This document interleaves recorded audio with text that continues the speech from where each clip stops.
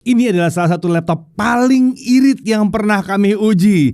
Daya tahan baterainya bisa mencapai sekitar 23 jam. Ini adalah Asus VivoBook S14. Baterainya 70 watt hour. Jadi memang tergolong besar untuk sebuah laptop yang tipis dan ringan. Prosesornya pakai Snapdragon X yang versi polos ya. Jadi harga laptop ini tetap terjangkau. Performa NPU-nya tetap 45 tops seperti Snapdragon X Elite yang harganya tentunya lebih tinggi. Layar udah 2,5K, 100% sRGB. Jadi mantap buat ngedit maupun nonton. RAM-nya 16GB LPDDR5X 8448 MHz, kencang dan siap pakai. Dia punya 2 konektor USB 4, jadi udah kekinian. Oke, langsung aja kita mulai reviewnya yang satu ini.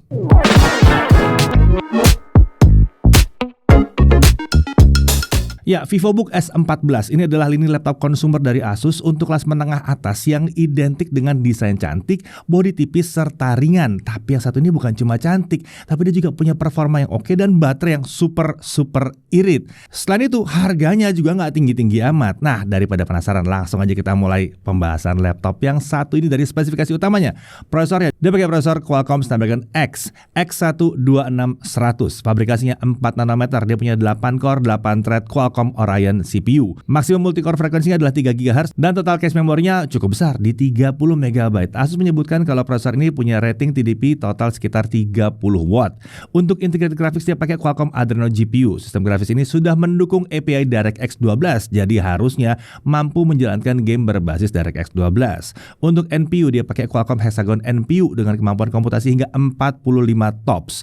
Ini sama dengan kemampuan NPU di X Plus dan X Elite ya. Dan ini tentunya sudah memenuhi persyaratan Copilot Plus PC dari Microsoft. Untuk memori atau RAM-nya dia pakai 16GB LPDDR5X 8448 MHz. Ini RAM onboard ya, jadi emang ini tidak bisa di-upgrade tapi udah lumayan besar dan kencang. Untuk storage setengah terabyte atau 512GB SSD M.2 NVMe PCIe Gen 4x4. Wireless connectivity-nya dia pakai modul Qualcomm Fast Connect yang sudah mendukung Wi-Fi 6E dan Bluetooth versi 5.3. Menariknya, laptop ini mendukung Snapdragon Sound, jadi dia sudah support codec aptX lossless untuk transmisi suara ke TWS atau Bluetooth headphone. Jadi seakan tanpa kompresi ya. Tentunya kita butuh perangkat yang mendukung kodek tersebut untuk bisa memanfaatkannya. Untuk kapasitas baterainya seperti kita bahas ada di 70 watt hour yang sebetulnya tergolong besar untuk laptop tipis dan ringan. Untuk operating system dia pakai Windows 11. Di sini dia pakai langsung versi 24H2. Tentunya Windows terbaru ini sudah support fitur-fitur Copilot Plus PC seperti Recall, Co-Creator maupun Live Caption. Tombol shortcut untuk Copilot juga tersedia di keyboardnya tentunya ya. Lalu untuk body form factornya ini adalah clamshell atau laptop klasik. Untuk materialnya ini perpaduan metal dan polikarbonat. Bahan metal digunakan untuk penutup bawah dan punggung layar. Nah, laptop ini sudah memenuhi standar daya tahan military standar 810H. Jadi terjamin nih ketangguhannya. Untuk pilihan warna yang diuji ini adalah cool silver dan ada lagi pilihan untuk matte gray ya. Nah, untuk desainnya mirip seperti pendahulunya. Laptop ini hadir dengan desain yang minimalis tapi tetap keren ya.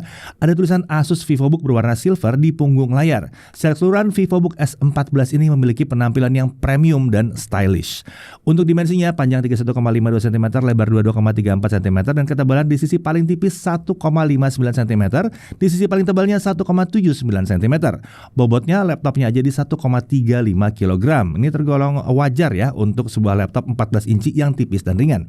Untuk chargernya di 225 gram. Ini adalah charger 65 watt dengan konektor USB Type-C. Menariknya, charger ini hanya terdiri dari satu bagian aja, jadi bentuknya lebih ringkas seperti charger smartphone. Dan tentunya ya dia bisa dipakai untuk smartphone juga ya. Dan desain seperti ini ya tentunya akan jadi praktis ya buat dibawa kemana-mana. Kalau rasnya masih kurang kecil dan ringan, kita masih bisa ganti juga pakai gun charger yang sesuai.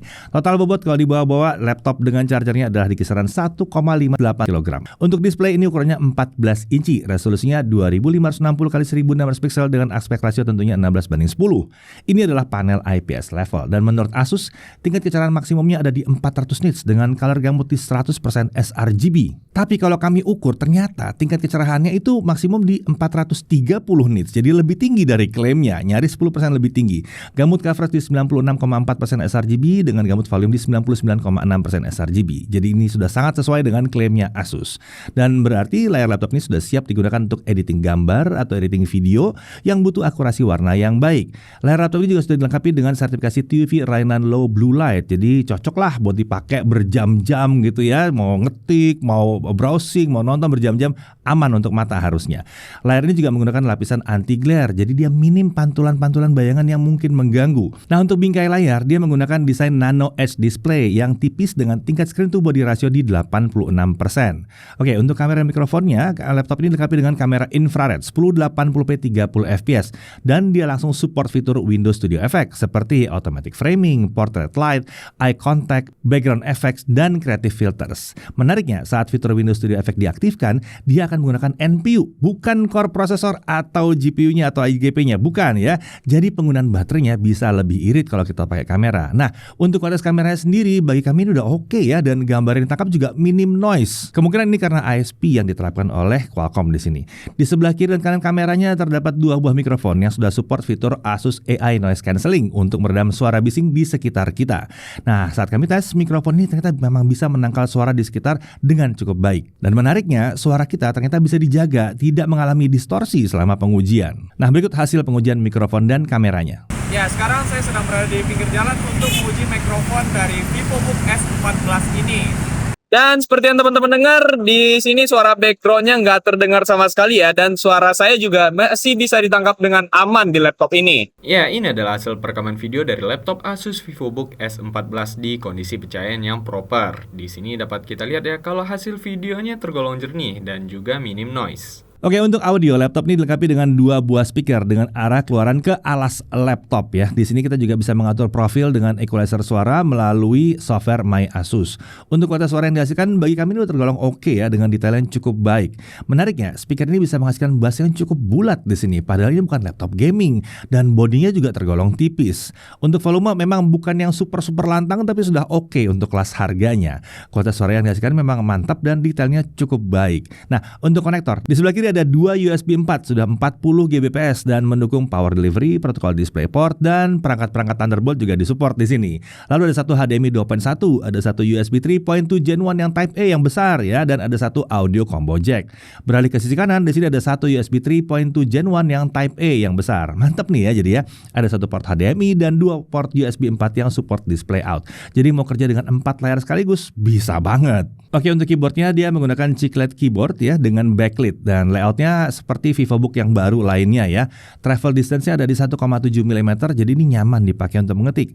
Keyboard ini tentunya sesuai dengan namanya itu support lampu backlit warna putih dengan 3 tingkat kecerahan dan ini bisa diubah dengan menekan tombol F4. Backlit ini juga punya mode auto ya, jadi lampunya bisa otomatis menyala saat ruangan jadi gelap atau meredup saat ruangannya terang. Nah, untuk touchpad dia pakai precision touchpad dengan ukuran 12,7 x 7,9 cm. Posisinya ini center to body dan memanjang dari tombol Alt kiri hingga tombol Copilot key di sebelah kanan. Nah, touchpad ini dilengkapi dengan palm rejection ya, jadi ini membuatnya aman kalau telapak tangan kita nggak sengaja menyentuh area touchpad. Area touchpad ini terasa licin ya, jadi membuat jari dapat bergerak dengan mulus di atas permukaan touchpadnya nih.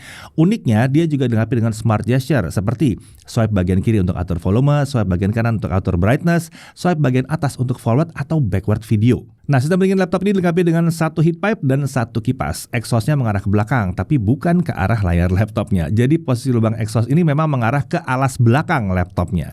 Desain ini membuat layar jadi lebih aman karena nggak kena udara panas secara langsung.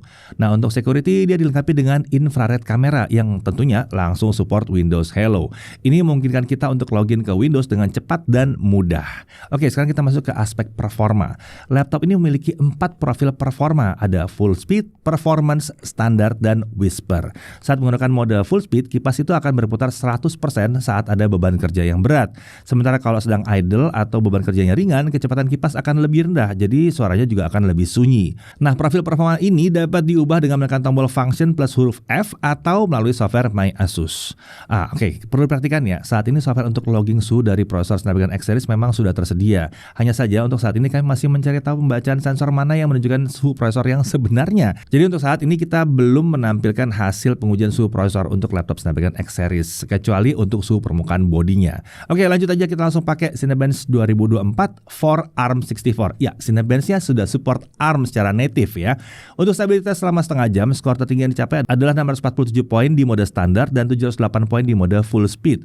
Lalu untuk skor yang bisa dipertahankan ada di kisaran 643 sampai 647 poin di mode standar atau 708 poin rata di mode full speed. Jadi performanya konsisten nih ya, bahkan saat menggunakan mode full speed skornya bisa tetap stabil.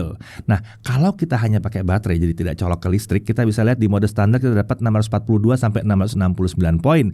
Sementara di mode full speed kita dapat 704 sampai 706 poin. Jadi tanpa dicolok ke charger pun skor yang didapatkan masih mirip-mirip aja dengan saat kita colok ke charger. Artinya performanya konsisten banget di sini. Oke, langsung aja kita lihat kalau kita pakai Adobe Premiere Pro 2025 software video editing ya. Perlu perhatikan saat video ini dibuat, Adobe belum merilis Premiere Pro versi ARM yang native. Yang tersedia hanya yang Intel Base Premiere Pro yang dapat diinstal dan dijalankan di laptop Snapdragon X Series. Jadi ini harusnya Premiere Pro-nya jalan di mode emulasi. Oke, langsung aja untuk 4K 60 2 menit 7 detik software only selesai dalam waktu 27 menit 11 detik. Kalau kita pakai GPU acceleration lebih cepat di 14 menit 5 detik. Sementara kalau pakai Full HD 60 fps durasi yang sama dengan software only selesai dalam waktu 6 menit 30 detik. Sementara kalau kita pakai GPU acceleration via OpenCL selesai dalam waktu 3 menit 30 detik. Jadi kalau kita pakai Premiere Pro terlihat kalau edit video tuh lebih pas kalau kita pakai 1080p 30 fps. Itu nanti exporting time-nya bisa cukup kencang. Nah, lanjut untuk DaVinci Resolve 19.1. Nah, software ini sudah support ARM64 ya. Jadi udah native juga. Kita lihat untuk 4K 60 video yang 2 menit 7 detik selesai dalam waktu 20 menit 56 detik. Sementara untuk video yang Full HD 60 fps 2 menit 7 detik selesai dalam waktu 5 menit 56 detik. Lagi-lagi di sini kelihatan bahwa cocoknya memang untuk edit video 1080p 30 fps. Oke, kita lanjut untuk CapCut. Lagi-lagi ini CapCut sudah ARM64 juga, jadi sudah native juga di sini. Untuk video 4K 60 2 menit 7 detik selesai dalam waktu 6 menit 12 detik. Sementara kalau Full HD 60 fps 2 menit 7 detik selesai dalam waktu 1 menit 41 detik. Jadi kelihatan kalau kita pakai CapCut 4K 30 fps masih oke lah, dan 1080p 60 fps udah kenceng nih exporting time-nya. Lanjut untuk Handbrake for ARM64. Pada pengujian kali ini kita pakai untuk transcoding video 4K 60 2 menit 7 detik ke format Full HD 60 fps AV1 ya. Tanpa akselerasi hardware selesai dalam waktu 4 menit 38 detik. Sementara kalau kita pakai akselerasi hardware selesai dalam waktu 2 menit 19 detik. Udah kencang kan? Karena dekat dengan durasi videonya sendiri. Oke, lanjut untuk gaming. Nah, perlu diperhatikan buat belum semua game Windows itu bisa berjalan normal di laptop dengan Snapdragon X Series. Ini karena game Windows itu rata-rata ditujukan untuk prosesor Windows yang versi x86 ya. Jadi, game-game ini akan tentunya jalan di mode emulasi. Nah, untuk daftar kompatibilitas game yang dapat berjalan di laptop Snapdragon X Series itu bisa lihat di website Windows on ARM Ready Software. Ada tuh daftarnya ya. Oke, langsung aja kita tes untuk gaming.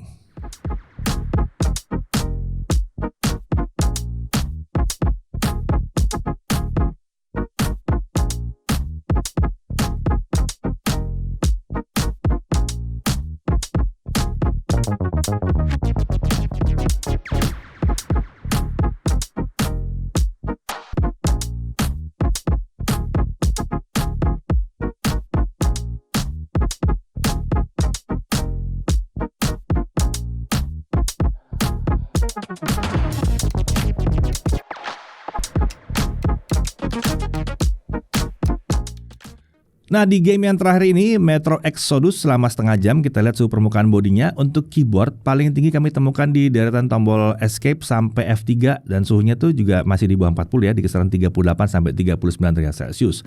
Sementara area sebelah atas keyboard itu suhunya di kisaran 35 sampai 37 derajat Celcius. Untuk suhu palm rest itu aman banget di bawah 31 derajat Celcius. Jadi kalau kita lihat ini suhunya tergolong adem ya. Dan ini terjadi saat kita sedang main game. Jadi kalau aktivitasnya lebih ringan, suhunya harusnya lebih rendah lagi. Tentunya tergantung suhu ruangan juga. Oke, lanjut untuk storage test. Kita pakai Crystal Disk Mark IV ARM64. Lagi-lagi software pengujiannya sudah native ARM ya. Untuk kecepatan bacanya lumayan kencang di 6372 MB per second dan tulis di 4424 MB per second. Kencang banget untuk kelas harganya. Lanjut untuk pengujian baterai. Tingkat brightness kita atur ke 150 nits, volume suara 25%, dan untuk 1080p local video playback, baterai baru habis setelah 22 jam 51 menit. Ya, sudah hampir 23 jam ya kita dapat ya di sini ya. Memang ini belum mencapai klaim Asus di kisaran 30 jam, tapi ini adalah salah satu laptop yang paling irit yang pernah kami uji saat ini. Nah, itu juga lanjut menguji daya tahan baterainya saat melakukan streaming YouTube 1080p dan Netflix selama 1 jam ya. Kalau untuk Netflix selama 1 jam itu baterai berkurang sekitar 7% kalau kita pakai Netflix app. Sementara untuk streaming YouTube itu baterai berkurang sekitar 5% kalau kita nontonnya pakai Google Chrome. Oke, lanjut untuk charging. 30 menit pertama langsung terisi di 38%, sementara dari kosong sampai penuh dia butuh waktu 2 jam 7 menit.